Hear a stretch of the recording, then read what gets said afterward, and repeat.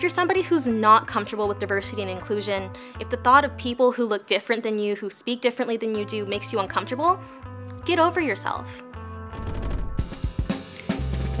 I happen to be the first member of a royal family, probably in the world, to come out openly and say that I'm gay. As a girl, I never ever grew up believing that my gender would stand in the way of me achieving whatever I wanted to do in life. Being the first woman to win Nobel Prize in Physics in 55 years obviously highlights that women aren't being awarded for the things they do. You cannot have access to opportunity basis accident of birth.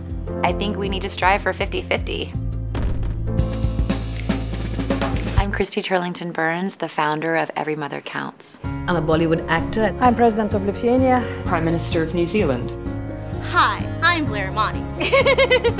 The Crown Prince of Rajpipla. I'm the president of DD Chuxing. I'm Yutama Tadengi, global chairman of KPMG International. I'm 25 years old. I'm Black, bisexual, and Muslim. I'm an activist and an author.